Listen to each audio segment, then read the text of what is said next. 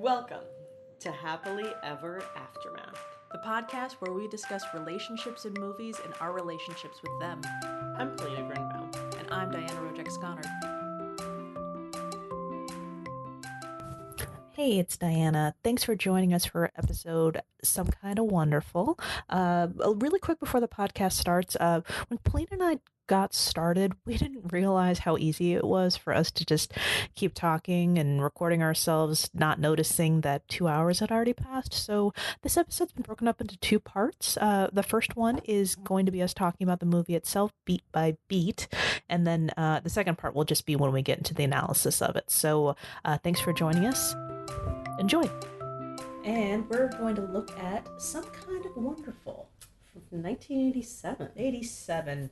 Now, I know the movie takes place in 1987. Was it in the real time 87? Yeah. Because it would be hilarious if it was actually, made in 85 and then... took place in the future. The future. Everyone plays a lot of drums. Yep. And the jean shorts are very baggy. Doesn't help at all with the drumming. No. So, but that's that would be uncomfortable. So you suggested this movie. I did. What is your background with this movie? What made you suggest it? So this is a movie I watched a lot, or I remember watching a lot, when I was probably about 13 or 14. I don't know if I remember seeing it in the theater, but I think I saw it soon after. And it was just one of those, it was an early John Hughes movie, and I think the one that in a weird way is the one that stuck with me the most. Okay. Which is strange, because actually rewatching, I can't say it's the best John Hughes movie. Well, okay, that's a big conversation by itself, because totally. Some Kind of Wonderful isn't, it's John Hughes, it's there. It's in our hearts, as we remember it as a John Hughes movie. Mm-hmm. But it's not The Breakfast Club. No. It's not 16 Candles. It is not Pretty in Pink. It's certainly not Pretty in Pink. It's not even Weird Science. No, it's a very obscure... Although, I shouldn't throw Weird Science in there. If there was a romance element in that would have been creepier. Creepier. Yeah. That already had enough. But Some Kind of Wonderful. It's there. It's the 80s. It tell me what it did. I don't know. This probably also was the music of it in a weird way. I think the music was definitely the thing that stuck with me. And in fact, I had this moment while watching this movie where I realized, hey, I think actually, it's not that I watched this movie a bunch of times. Mm-hmm. It's actually that I obsessively listened to the soundtrack a bunch of times. Oh, wow. And I loved the Pretty in Pink soundtrack, but I loved the soundtrack. And it actually introduced me to a lot of bands that I later kind of got into, or a style of music that I was super into. So, but I think it just...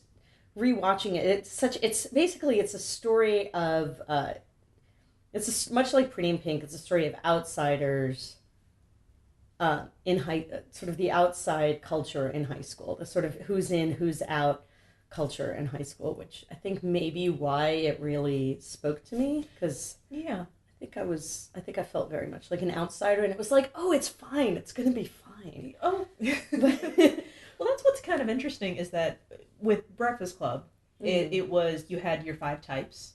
Pretty in Pink, it was the same thing. It was the rich kids and the poor kids and the divide. But, Some Kind of Wonderful, it's the same thing. There are some, reviews I was reading where they appreciate, in fact, I think the wording was, it did what Pretty in Pink didn't. And I'm wondering, is it possible? What do they mean? I think it's, okay, there was a lot of controversy with Pretty in Pink because, spoilers, from 1987 and earlier, and that's what we do here. We get into it. Yeah. So you have been warned for all future episodes and previous episodes. So, Pretty in Pink, Molly Ringwald gets Andrew McCarthy. She gets to quote unquote spit on James Spader, and poor girl from the wrong side of the tracks, doesn't matter because she loves the rich guy from the good side of the tracks. So hooray! I love that there's tracks. There's tracks. There's actual. There's supposed to be. There's actual tracks. There's literally tracks referenced in Some Kind of Wonderful. Yeah. But okay, John Hughes was not happy about that. It was supposed to be that Molly Ringwald was supposed to end up with John Cryer, Ducky, the Duck Man, and that's what. And in this movie, he ends up. So this is like him reversing what he thought he did wrong with Pretty in Pink, and it was supposed to be the whole thing where he didn't like, I guess I'm not even sure what the decision was, but it's just like the studio class or like the classes stay together, and that's what they didn't want to spread the message of. But in this one, I'm making this up as I go along. No, this is good. I like this analysis. We're right, but for Some Kind of Wonderful, sorry, we just ran straight to the end. Love is found, and it turns out they both happen to be on the same tracks they don't live on the tracks. The same side of the tracks. Although what's interesting is that the person he's after is also from the poor side of the track. I think we should get into. Go. I think we should tell the story of this movie. Tell the story. It's already ruined anyway. So the movie opens, and the movie opens with one of the characters, Watts, who's played by Mary Stuart Masterson.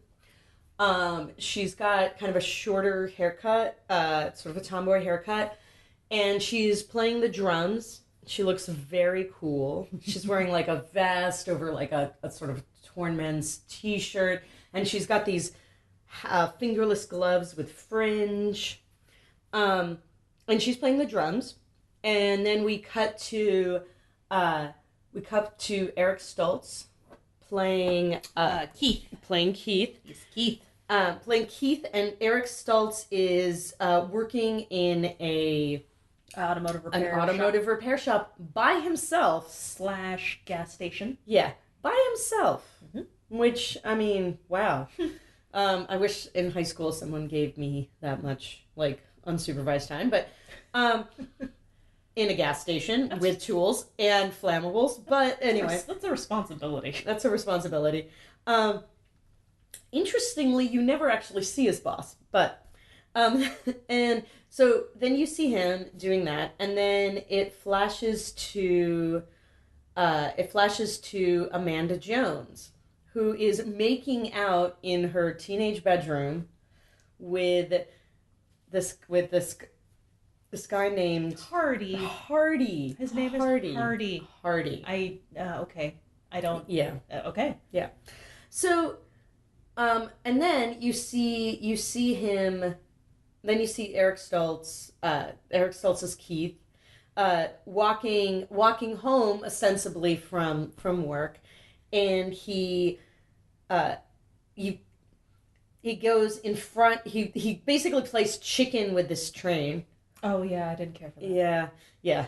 I can't I think when I was a teenager, that was so cool. I was thinking, but now I'm like, that must have been so scary for that conductor. And I was just thinking, if he had caused a delay, yeah, I would have been very frustrated with that guy. It was clearly I think it was a freight train. So sure, still, but anyway, okay. So then it flashes and then when Keith comes home, Keith comes home. His dad is like bugging him about college, and he says, You're supposed to be the first person in my family. You're supposed to be the first person in the family to not have to wash their hands after work. And then Eric's like, Eric, clearly obsessed with Eric Stoltz. Keith is like, hey, holds up his hands. Nice and dirty from his day at nice and sweaty and dirty. The garage. Yeah. Anyway, and then but on his way home, he sees Amanda Jones. He sees her, played by Lea Thompson. He sees her, like the rich guy that she was been making out with. So they clearly live near each other. This becomes important later, boys and girls. He sees him leaving and like hopping the fence and getting into his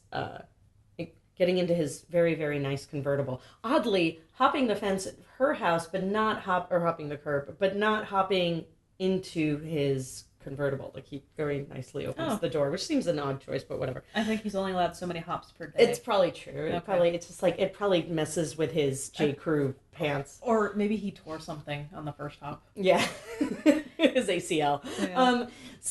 I don't know where an ACL is.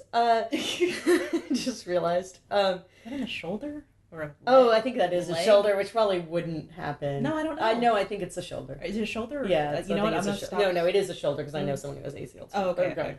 Okay, so clearly Eric Stoltz is like watching him from afar. The next thing you know, you are they're in their high school. It's like they're one of those California high schools built in the 30s, which to me also seemed extremely exotic because I went to a high school built in the 70s as an experiment in open space classrooms, which, by the way, the experiment is a failure. To others who may try this. And this high school also looks familiar, so I think it's been the backdrop of many, many places. I wouldn't be surprised if they filmed, Pretty in Pink or whatever. Not even Pretty in Pink, but like maybe I don't know.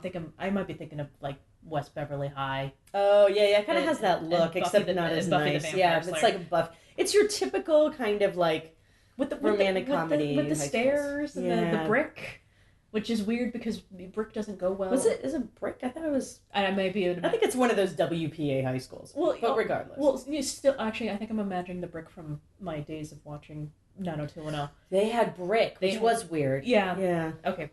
Wrong topic. So, high school architecture. On a follow up episode. That might be a good sidebar. Actually, we should have like a special high school architecture in movies. Episode. But okay, Keith. Anyway, and Keith. high school. So Keith and Watts, it turns out, are best friends. And you see them kind of walking through. There's like Watts gets teased because she looks like basically she looks like a lesbian. Well, and they that's kind of make thing. comment, it's clearly a tease. Right. It's just a way to tease her. Yeah. It's the short hair and the fact that she, plays the drums and she wears the ripped up jeans and jean shorts. If I may cut a little bit a few scenes forward, she gets made fun of in the girls' locker room for are those boys underwear? Underpants? And I think they actually use the word underpants. I know, and I'm looking at all the other girls and they're with their very lacy what have you underwear, but all white. And I'm looking at Watts and I'm like, oh, she looks comfy. Yeah, I know. She looks I had that comfy. too. Granted, she stands out, but she's also. Where is this locker room with the? Okay, so Watts is feeling self-conscious because you get called a lesbian and you get you're a tomboy, whatever that means anymore, and you got Amanda Jones and she's. I'm sorry. Did you do a lot of sticking your chest out? Not in a locker room. I tried to get dressed as quickly as possible. And brushing your hair. And you've got the tiny. I hate the panties. I hate that word panties. But yeah, with the underpants. There's a really good word. The underwear. The bikini. The what have you. Yeah. And I was just thinking, that is one of my notes. I'm like, yeah, I absolutely remember the time in high school when I was sticking my chest out and everyone was looking at me as I was brushing my hair upside down and then right side up, and I had to get my volume. She's very into volume. That hair tall. Really, there's a lot of work with that volume. Yeah. Which comes up. So they go into high school and it's clear that they're sort of in the outsiders. They're like, Keith tries to defend Watts to this kind of punky-looking guy who's really tough and is clearly in trouble. Credited as skinhead. Oh my God, you're right. Which is so funny because I love this actor. Yeah. And he's a great character actor. He's all over the place. And I'm just like, no, you don't credit him as skinhead. You credit him as... That's true. They never give him a name. No. You're totally right. Okay, so... Wait, do they call him something? Duncan. Duncan. Well, Duncan is his name in... No, but he had a bunch of friends. So, okay, so then you see the... But I was saying the credits, he didn't have the name Duncan. Because he did thank him at the... Okay, sorry. Yeah. Jumping ahead. He helps. So, So you set up that they're like the outsiders. Then you see Amanda Jones, and she's clearly with like the rich kids. Yep. And you see her with her boyfriend. Hardy.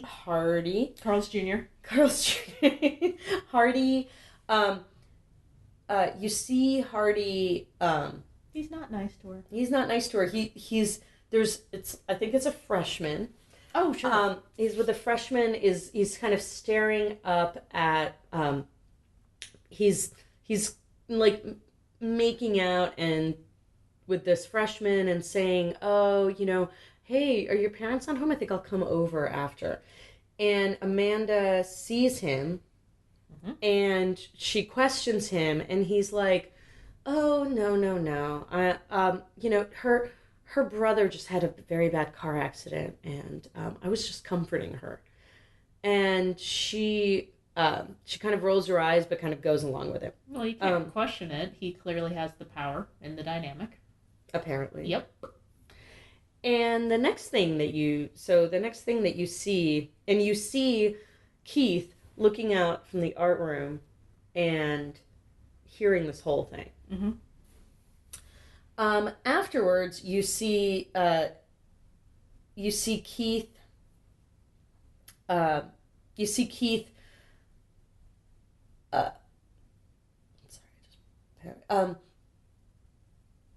Is it in the art studio?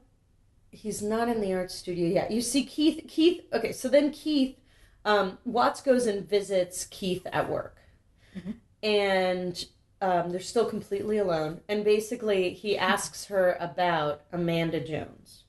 Right. He wants her opinion. She wants her opinion, and she's like, girls like that, girls like that are. Like, I have no time for girls like that. Like, I don't respect them. I think it's gross the way they treat everybody, the way they spit on everyone. And he says, "Oh, but she's from our side of the tracks." And she goes, "Yeah, but look at who she's hanging out with." Self-loathing. I know. It's a class struggle. There's just a lot of class struggle. Which I think it's really interesting, just growing up in California. Yeah. California school system.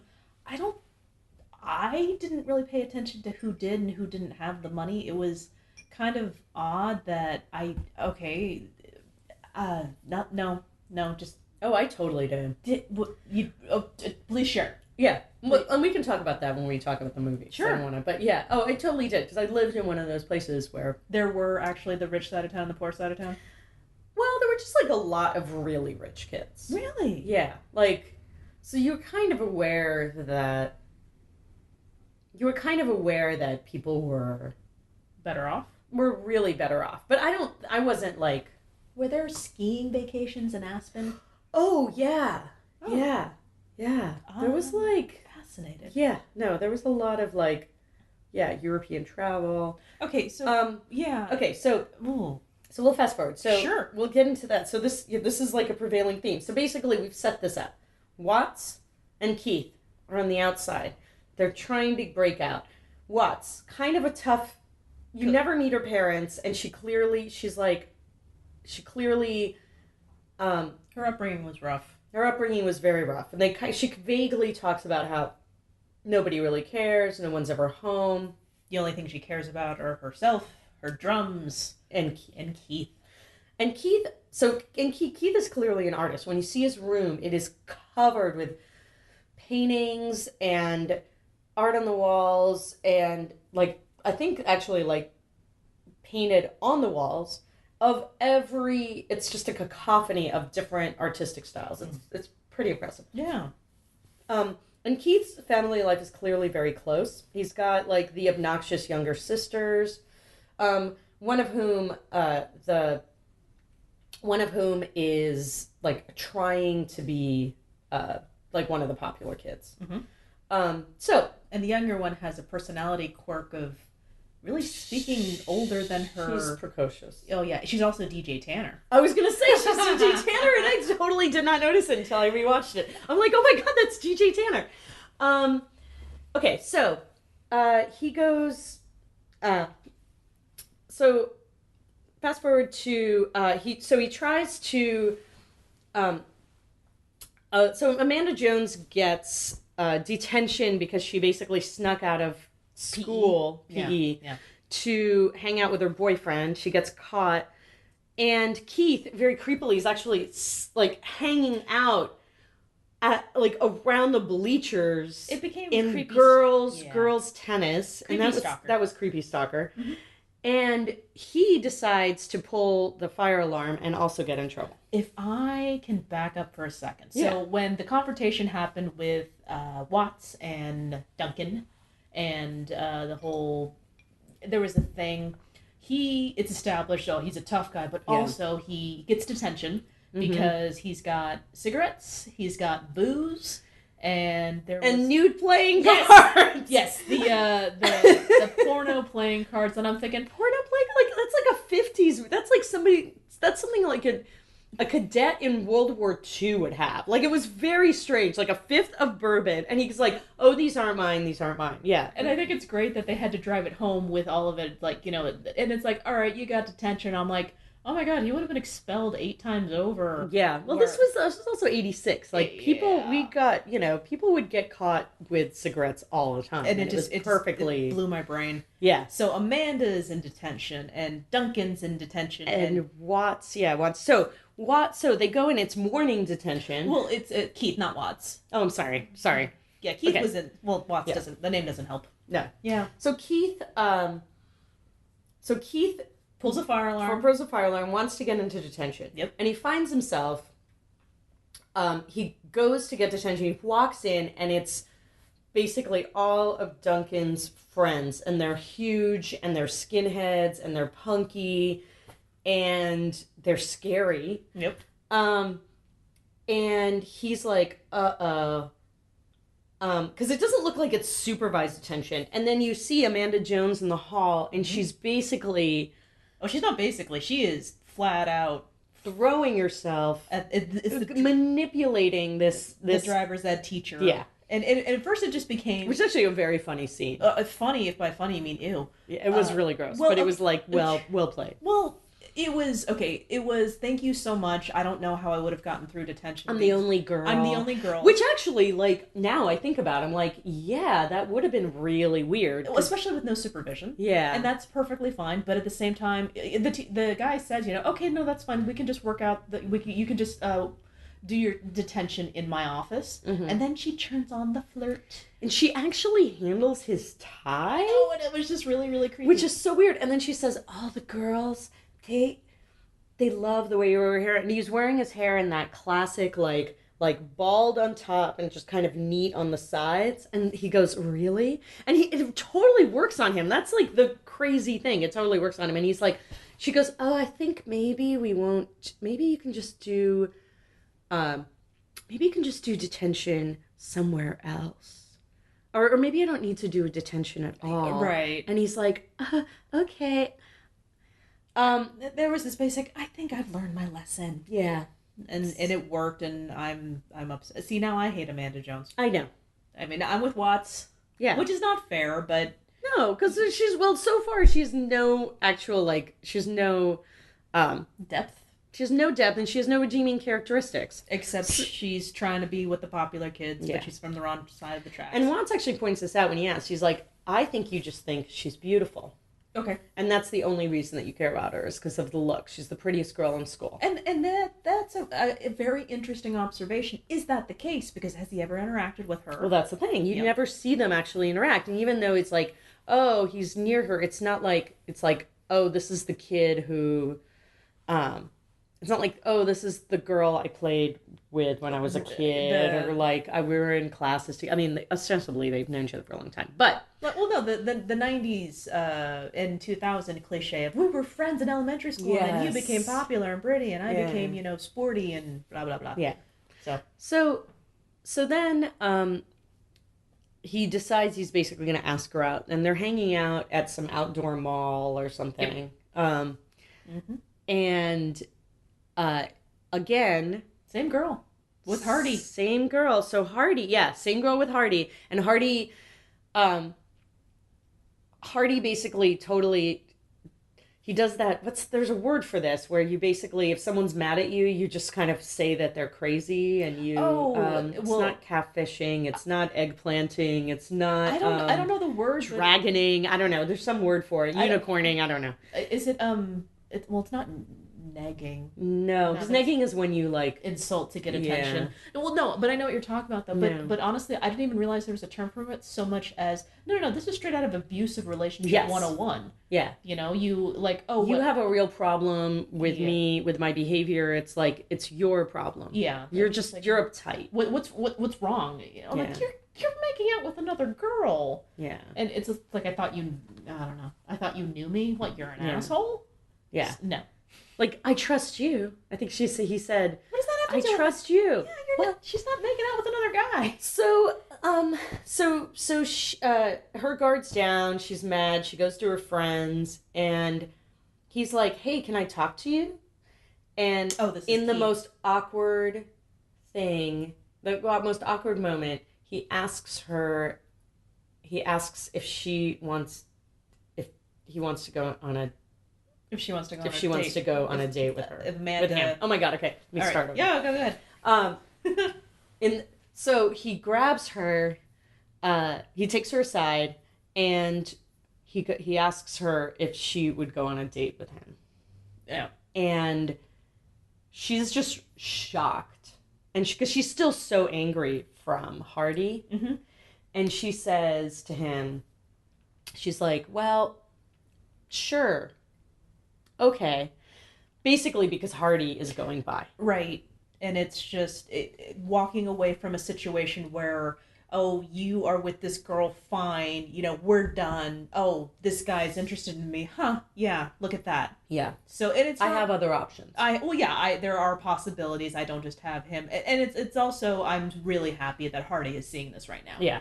So that's more important to me than this. Yeah. And you're saying that it was, awkward and uncomfortable. So this is the first time I have seen some kind of wonderful, from beginning to end, not on, TBS, edited, and I was always catching the last 15 minutes or so. Mm-hmm. So as I'm watching this, I'm having, my guard is up, because this is a John Hughes movie, and it's supposed to be not as good as the other ones.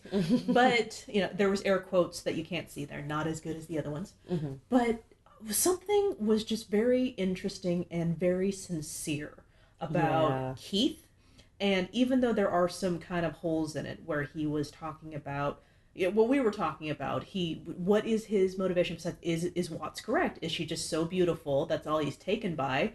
And I just gave him so much damn credit, because it is damn hard. It's so hard to ask somebody out. High school.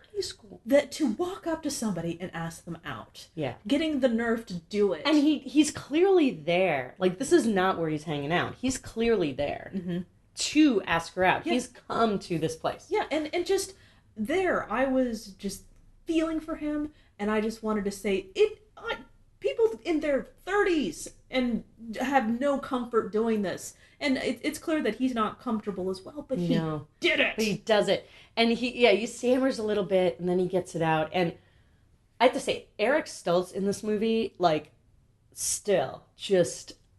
Do you have he melts me. Do you have a Stoltz crush? I totally have a Stoltz crush. I had completely forgotten about my Stoltz crush, but I was just like, when he asked her out, I'm just like, I can totally understand why she just can't say no to him, even if the other guy wasn't there. I wonder if, again, would she had said yes to anyone? And because that's which comes up later. So okay, they go out, and it instantly spreads throughout the whole school. Mm-hmm. Like, his sister, the social climber, is like, you got the hottest girl in school to go out with you. Mm-hmm. Watts is trying so hard to be cool. And this is when you start realizing, if you haven't realized by now, that Watts her feelings for Keith are not purely platonic. Mm. There's just more there. He's not only your best friend, she also has a Stoltz crush. She has a Stoltz crush. She has a Stoltz crush. Watts has a Stoltz crush. What? Well, so yeah. I mean, you can't really blame her. And so basically, at one point, she's trying to play it cool. She's even trying to make him jealous at one point. Right. Oh, that's right. She recruits a guy to say, "Here, make out with me." Yeah. And he she even lends him her car so he's like, "Oh, I want to drive Amanda home." And the car breaks down, and he ends up getting a ride with her rich friend. And I gotta give, a comment for Amanda there. It was kind of sweet because there was this conversation back and forth of, she needs to back out of it, and the car breaks down. She runs after her friend to get her ride, and then she jumps in the car, and then she goes, "Do you want to come with me?" And she invites him. And I'm just thinking, okay. Yeah, like that's nice. And that's like the first time you see her kind of being human. She's not just, and she's very soft spoken, and she's very sweet. But her friend is basically like, "Look, this is your chance. Like, get out of this. You're only using this guy. Mm-hmm. You're using this guy to make Hardy jealous. That's the only reason. Like, there's no other reason why you're going out with him." So she gives him.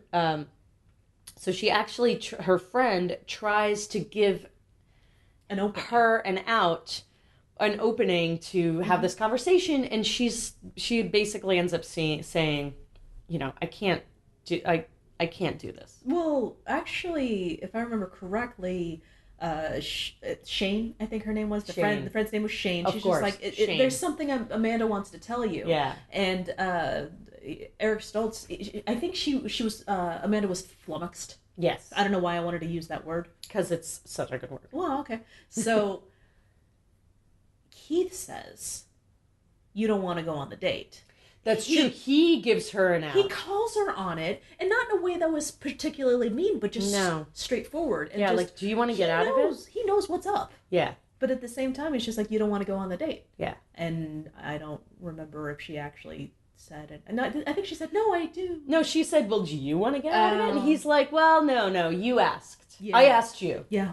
I asked you if... And I think that built more with me with Keith. And just like, he's like, "Well, I asked you out, so clearly I did." Yeah. I love that. It's like, there's an adultness to him. He's calling her on these things, but he's not being hardy about it. No. He's not being actually... Yeah. Oh, no, go ahead. What do you... Well, the adultness of them, I think, is something we should definitely talk about, because it's very strange. They don't seem like high schools. They don't look like high school students. They don't act like I mean, in some ways they act like high school students, but a lot of these things that's in some ways part of either the fantasy or the unreality. Sure. And a lot of the times that's really the case. I mean, if back to the aforementioned 90210, they were in their 30s when they were playing seniors in high school. They were playing seniors in high school. So, okay. So at some point we're so the other thing that happens in the car is that he notices these solitaire earrings that she's wearing. Yeah. And they are... real. They're real, she says. And she said, "Oh, they're Shane's. They're her friend. I'm borrowing them." Mm-hmm. So fast forward. So... that's Chekhov's earrings. Yeah. Yeah, exactly. You can't introduce a pair of diamond studs into a scene and not have them go off later. Not have them come on the ears or off the ears later, right. Or onto someone else's ears. So at some point, Watts goes to visit him, and it's clear now watching it that she had a sort of this. She'd planned this kind of trick in her head, where she goes to visit him at work again, and they're talking about ordering food and she goes, "Well, you're going to have to kiss her, and you should, like, practice on someone.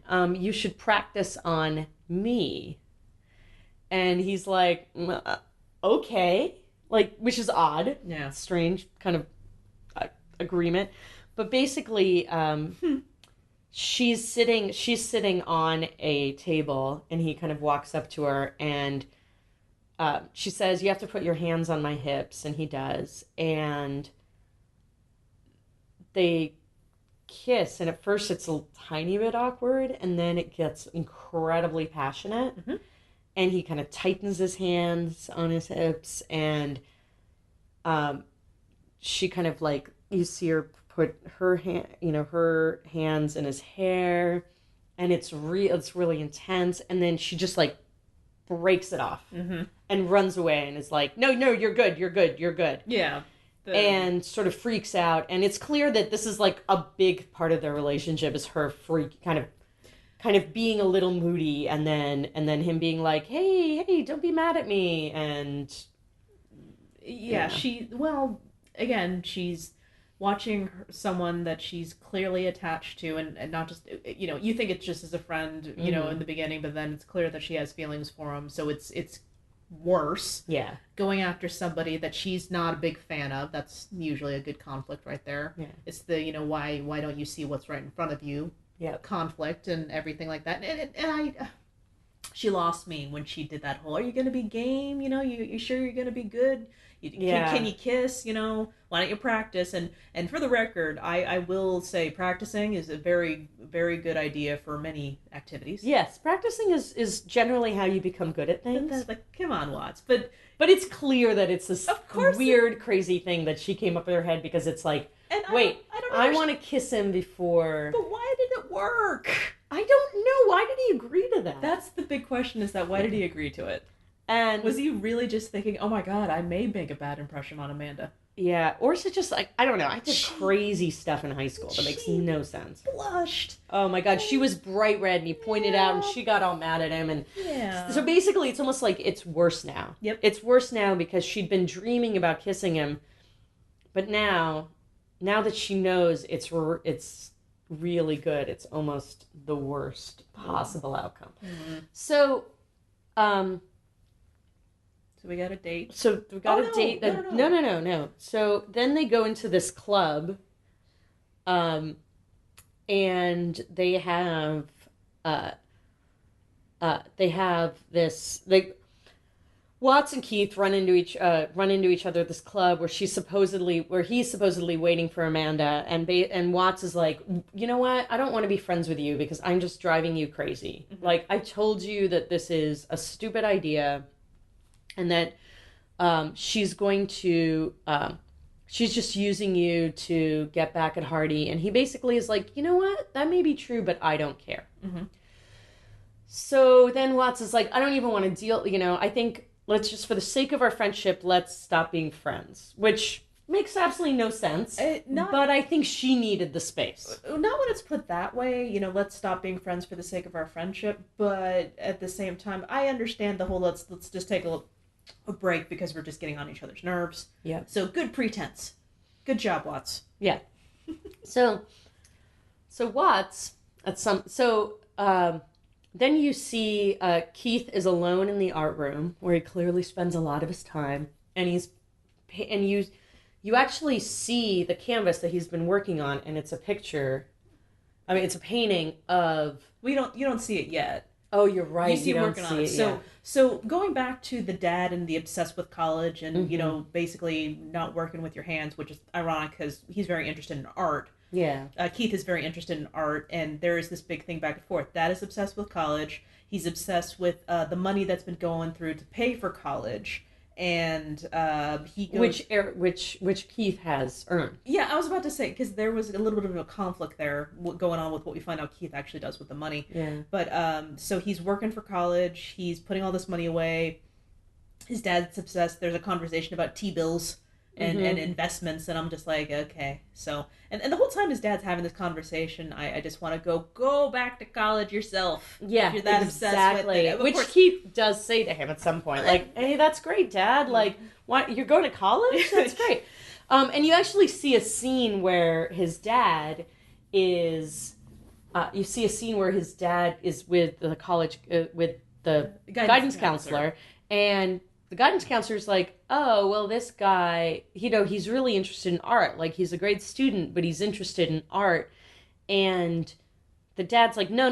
He's got a good head for business. He's got a good head for business. And clearly the guidance counselor's like, I can't do anything about this. Like, I can't convince anyone that this is, like, not going to happen. Yeah. So So that plays a part. That plays a part. Yeah. So going back to the room and the painting, so it's already okay. It's such a huge rumor that's of course fact. You know, everyone knows because Keith's sister, the teenage obnoxious one, comes up and just like, yeah, it's all over that. You know, you're landing a date with Amanda Jones, and of course that's not sitting well with Hardy, who goes to confront Keith about it. Yeah, and he says, "Oh, hey, I'm cool." Hardy goes, "Hey, I'm cool with this." And I just want you to know that I'm so not upset that I'd love it if you guys came by my party. Mm-hmm. And there's absolutely nothing shady or there's nothing not weird trustworthy about this invitation. There's nothing weird about going on a date and then ending up at the party of people you don't know. Yeah. And that ex-girlfriend and want to and kind of have a reputation for being mean to you. Like, yeah, this is totally cool. And when Keith points this out, he's like, "Oh, no, I'm not like this at all. We may become friends." And I love, Stoltz goes, "No, that would be weird. That would be weird that we would become friends." So, then the younger sister, while showing off to her friends how, "Oh, well, yeah, now I'm popular by extension." It's like in-laws. Yeah, exactly. Like, you get to go to Hawaii with the in-laws. It's exactly the same thing when your brother goes on one date with somebody. So he says, so she overhears Hardy basically planning to beat Keith up when he gets to this party. He has goons. He has goons. His friends are goons, and they're wearing deconstructed blazers. There's a lot of goons in unconstructed blazers. Oh, yeah, poor guys. I know. Well, you know. They probably had to earn it. They did. Well, no, because they get everything handed to them. They're the rich kids. Oh, shoot. Yeah. Oh, you're right. Yeah. Oh, you know what? See, it costs more to. You have to construct it, and then you have to unconstruct it. So it just costs a lot more. Okay. Yeah. So. Oh wow. So they. And you know what's even more interesting is that the younger sister tells Keith that no, I heard, but she also says, it's a prank. Amanda's going to get you to this party, and they're going to beat you up. Yeah. So. Now, Keith thinks that Amanda's part of this whole thing as well. Yeah. But he still wants to go on a date with her because he's basically like, I don't really know why. It's kind of a big part of his sort of like, his kind of pride and his like, I still think she's worth more than this. Okay, but also, he wasn't backing down because, they're threatening me. And he also says, it's... You know, it doesn't matter because if they don't get me at this party, they're going to get me somewhere else. So let's just do this now. Yeah. So he doesn't care. The date goes on. The date comes. The date comes, and actually, I take that back. He does care, and I'm sure he is very concerned. But he decides to move forward anyways, and that's more commendable than I don't care. Yeah. He knows it's going to happen. He's walking in knowing full well what's about to happen. But he also thinks that Amanda's in on it. Yeah. And so later on you see him with Watts, and he gets all of his money out. He gets all the money out that he had in a savings account. Yeah. And this is when you don't know what he's done with it. Not yet. Not yet. You do know that he's basically knows that he's going to get in trouble for this because Watts points this out to him, and Watts. But she accompanies him to the. Yes. Yeah. Because I guess they're not driving each other crazy anymore. That was a major gap in time. They have a fight, and then I guess they make up off camera. But that's okay. That's okay. Well, she also agrees. No, because he mentions it later. She agrees to drive. Yes. So she shows up. So you see the three of them again, and they're all getting ready. And Amanda Jones is wearing three kinds of curlers. which is great. That's how she gets her volume. See, the mystery is solved. And Watts, you see her actually putting on makeup. And she's covering up her tattoos. She's covering up her tattoos, which is pretty intense. And she basically ends up wearing this kind of cool chauffeur outfit, like this kind of long jacket and little cigarette pants and a hat. And they borrow the unspoken bosses of the garage's Mercedes. It's a Mercedes, and it's a vintage Mercedes. It's beautiful. That is beautiful. And and during this getting ready montage, that's when the dad finds out. Yeah. So money's already been spent, but yeah. And the dad, basically, he's in the shower and he's singing to the Rolling Stones version of Amanda Jones. Mm-hmm. And his dad goes, "Get dressed." Mm-hmm. And they're in the room that is covered with art. Yep. Like everywhere, including the ceiling, is painted. And his father is like, "You're throwing away your future. I can't believe that you would take this money. What have you done with it?" And and Keith basically fights back and says, "You never listen to what I want. This is all your dream. You have no idea what my dream is." And he says to his father, "I want to, I get to this is a girl that everybody wants. Mm-hmm. And I am the one who's going out with her just for one night." Mm-hmm. And he says, "I'm not stupid.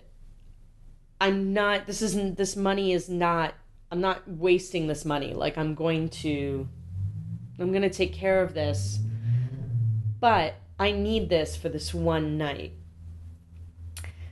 And his dad capitulates. Yep. They reach a moment of understanding where even later he basically, tries to make sure that the sisters get out of his way so he can get ready. So he shows up at Amanda Jones's house with Watts as the chauffeur, and they're sitting in the back. Yep. Which you can kind of tell was like a better idea in theory than in practice, because Watts is very bitter. Yep. And very angry and is very petulant. And so they go, and the next scene, they're at this really fancy white tablecloth dinner, and they're staring at this like enormous bowl of caviar. Which caviar never seemed appetizing. I'm obsessed with caviar. How is it? I love it. Really? It's delicious. Is it salty? It's very salty. That's all I know about it. Unless you get the kind that, I have a really good caviar story. When I was a little kid, I wasn't really good at, I guess I wasn't like gaining weight enough. I wish I had this problem now. Oh. And my father had this distant uncle who was a pediatrician, and was like, "Oh, you should give," I was in the Soviet Union at the time, "and you should give child caviar because it has all these vitamins, like very rich in all these vitamins." Huh. And I was like 6 months old. And wow. My father goes out and buys a can of caviar, which was not terribly difficult to acquire at that time in the Soviet Union. Status symbol. Yeah, but it wasn't as much. I mean, know. you still had it on special occasions, but it's like a different kind of, it occupies a very different cultural place. Okay. But it's still amazing. And was also not endangered at the time. Okay. This was in the 70s. And so my dad, gives some to me, and I'm like, "Oh, I like that." I apparently just started loving it, and I had a bunch, and my, I guess I finished like a small jar of it. And when he went back to his uncle, he's like, "You were only supposed to give her a teaspoon." Oh my God. So I've acquired, I have this huge taste. Now I have a huge taste for it, and it's basically almost impossible to acquire. Or is just prohibitively expensive. But anyway, that's enough of my caviar dreams. Oh my God, you were on the rich side of the tracks. I know, I totally was not, because we did not. Yeah, I ate hot dogs out of the package. Well, I did too. This was when I was a kid. I'm just poking fun. And he so he picks her up, and they're basically very awkwardly trying to figure out what to do with this caviar. and which is frustrating to me because I'm like, oh my God, I really, really want this caviar right now. Like, it's kind of killing me. And even more interesting, she's just like, what is this? Yeah, and he's like, oh, I thought you were, fancy. Or there was that implication that even Yeah. though she's from, she lives in the same neighborhood that he does, she hangs out with the rich people. Exactly. So they have caviar all the time. Yeah, sure. This is some signifier of wealth. But I also think he wasn't trying to throw it in her face so much as just like, no, I'm trying to give you the finer things. And yeah, this is what you're used to. Yeah. And I want to give this to you. Yeah, and interestingly, she wasn't used to it. No. So, but also what, like, 18-year-old is like, or 17-year-old is comfortable in this, like, super fancy white tablecloth restaurant. And ooh, and in fun contrast, Watts is playing craps outside. oh yes, she's playing craps outside. Yeah. And totally and just kicking she's playing dice, and she's kicking these guys' ass, and she's basically talking like she's in some 40s gangster movie. It's fantastic. You gotta spend big to win big. You gotta lose big to win big. Yeah. And they're like, what are we doing now? We're losing. And I love that's how games work. Yeah. And that's why the casinos take all your money. Exactly. Well, you're about to find out. Woo! Shut up and take my money. Yep. She's going to Reno tomorrow. Yes, I am. So then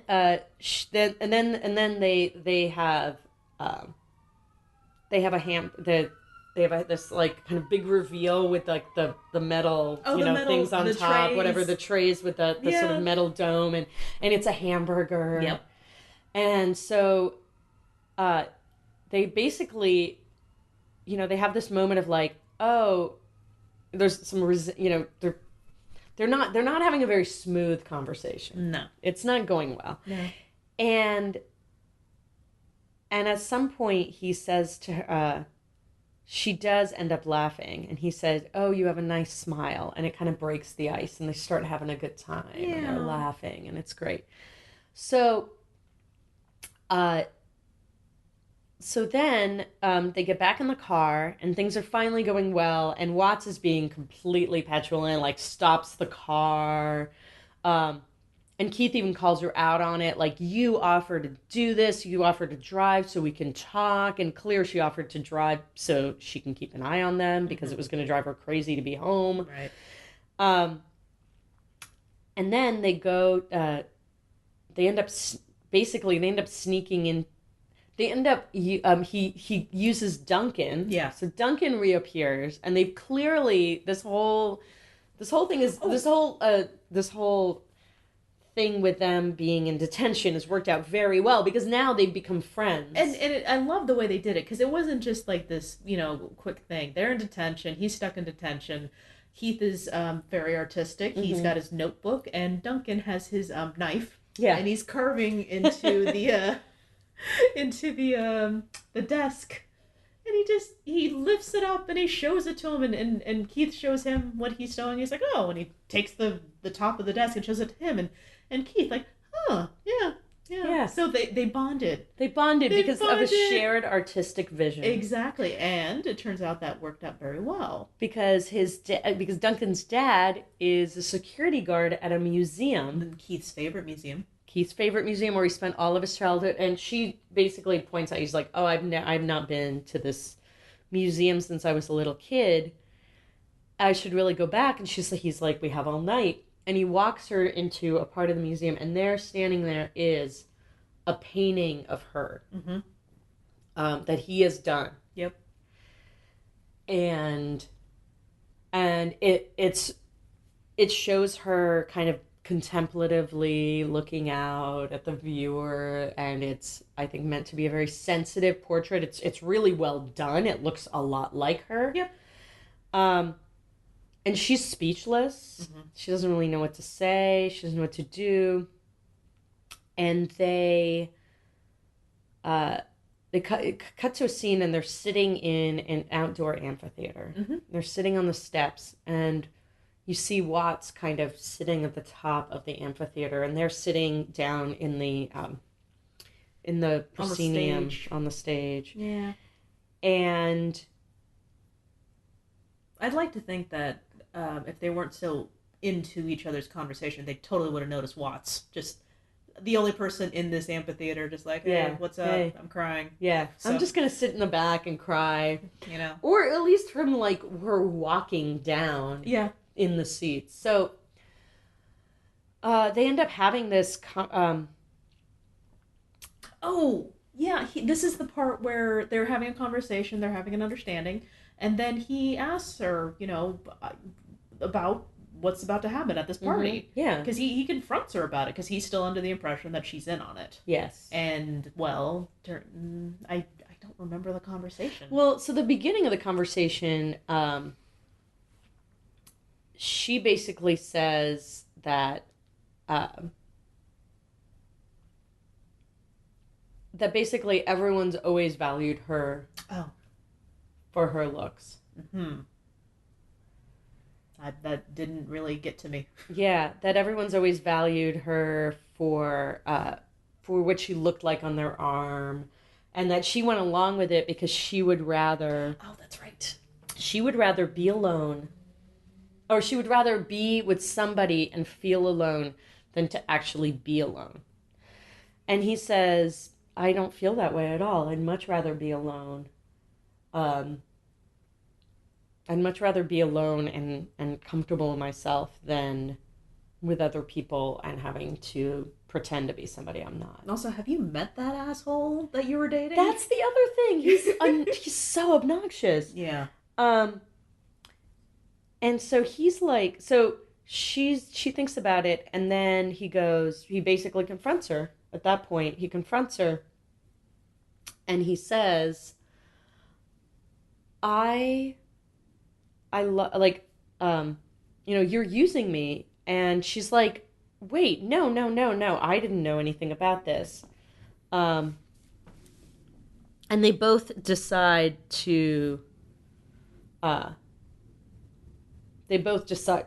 that they're going to go to this party together and kind of see what happens. What's really interesting, and it's all starting to come back to me now, you know, you're using me. Well, you're using me. Mm-hmm. And I'm listening to Lea Thompson. Well, that's the thing. And I'm just about to... Yeah, well, I didn't feel it in the moment. But talking backwards, I was thinking about it beforehand when Watts was pointing out, well, she's only beautiful. And that's when she says, oh, you're using me, like the whole thing has been a joke. Amanda's like, wait, what is hanging in that? Yeah. What's hanging in that gallery? Yeah. It's not my soul, it's my face. Yeah. You don't actually know me. Yeah. This is the first conversation, I mean, she doesn't say this, but it's clear, like, you don't actually know me. You fell in love with me because of the way I look. And what's amazing is that talking about it now, like, in front, as the movie is unfolding, I'm like, this sounds really terrible. And this is really dumb. But that's because it's coming out of 17-year-olds. I think, yeah. And that's it is really hard because they do look so much older that you're like, wait, none of your things make sense because they look like they're in their mid-20s. But then thinking back, like that kind of obsession that you had when you were 16 and 17, where it was just you didn't really understand the world, but you were so confident in your understanding of... you knew everything. Everything. Everything. And everything about somebody. And there was no way to bridge that gap. There's no way to explain to a 16-year-old. This isn't reality. Yeah. This is all in your head. Yeah. This is an isolated world. Yes. Where you are in a fishbowl, and there's an entire ocean out there, and I sound like the older sister cliche in one of these movies. You have your whole life ahead of you, and you threw it all away for a pair of earrings. Yes, exactly. I know, and it was so painful to me I remember that feeling so romantic, but so painful to watch. So let's get to the earrings. So he takes out of his pocket, these diamond studs, and he hands them to her, and he says, here, I know you like them because I saw you wearing them. You shouldn't you shouldn't have to borrow anything from anyone. Mm-hmm. You're so precious. She didn't say you're so precious, but he said the implication is you are so precious that you should have everything that you want. Mm-hmm.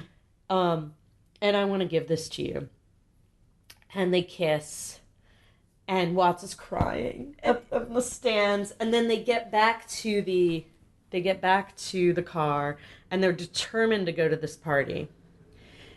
And so they go, and they come in, and it's clear what's about to happen. One of the cronies sees them and goes running to the mob boss. Yep. And they're like, okay, well, let's do this thing. Yeah. And they have a confrontation, and Amanda goes,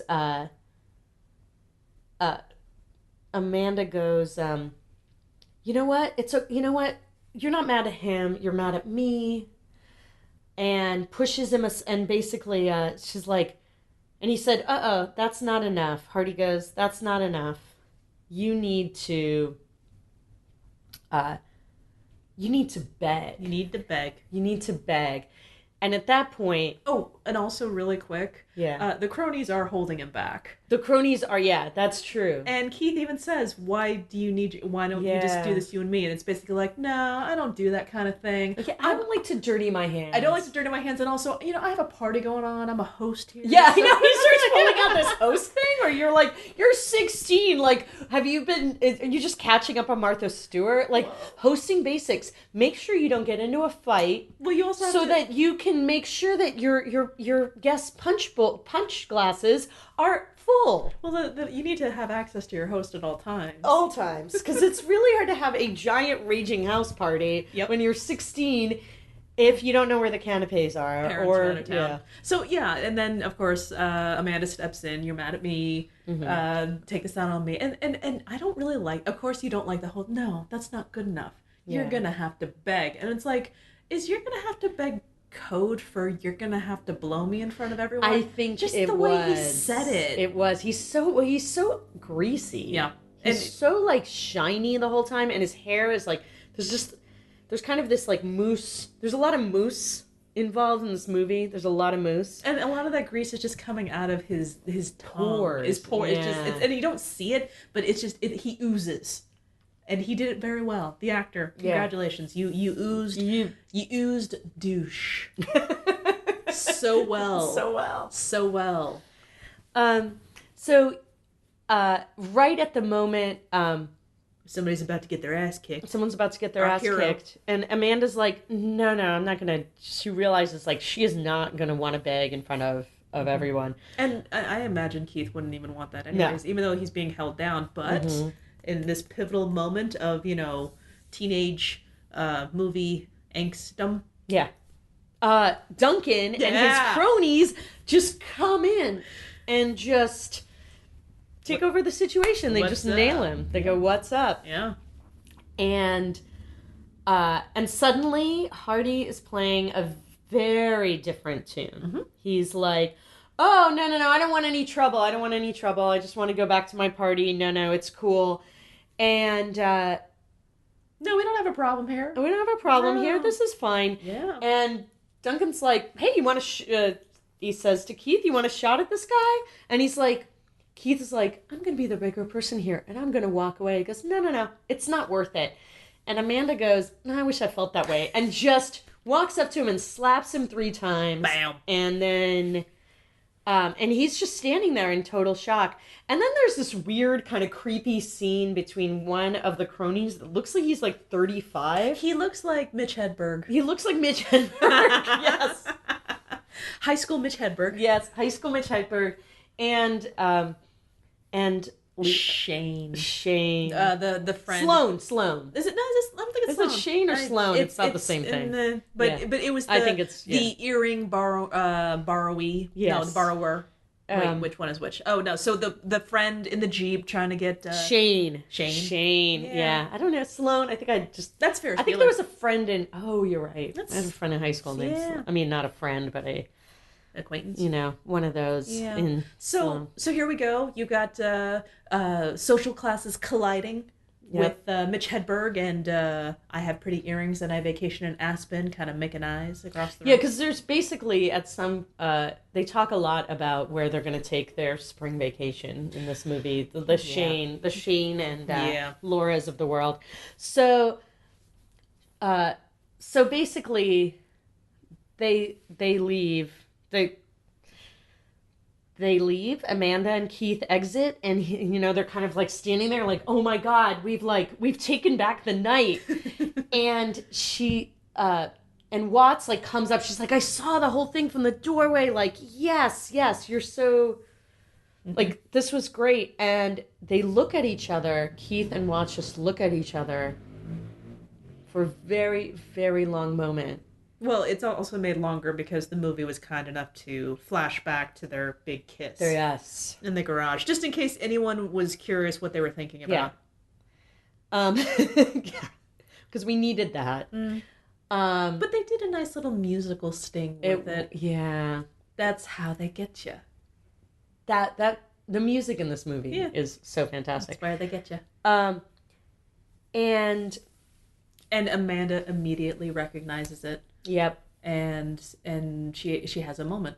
Yeah. And she realizes, she said, "Actually, I would rather be alone." It's her time. Yeah. And thank God. Yes, because the movie has to end sometime. And she takes off her earrings and she hands them back, and she's like, "I'm just going to stand on my own." And she walks away. I don't know how she's going to get home. I have no idea. This is like I thought LA was like a big sprawling place. She's literally standing on her own with no ride. Yeah, exactly. She's walking on her own. With her cute little boots, her cute little rocker boots. And Watts has walked away at this point, and he goes running after Keith realizes what's happening and starts just running after Watts, and they're in the street, and it's completely it's a little like it rained earlier, so it's like a little glistening, and there's no cars, and there's no lights, and there's only the street lights, and he runs after her, and he says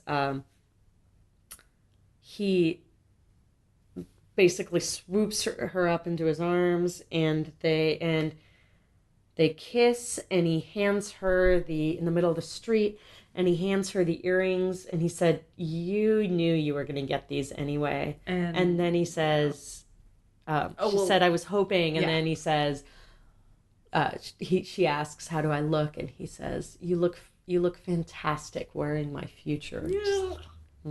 But it's also a really beautiful moment. And then you see them,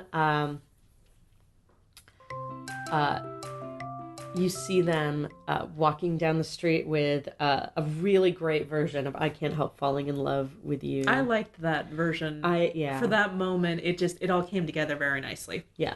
It was so good. And that was the end. Roll credits. Yeah. Over there walking together. Yeah. Yeah. Yeah.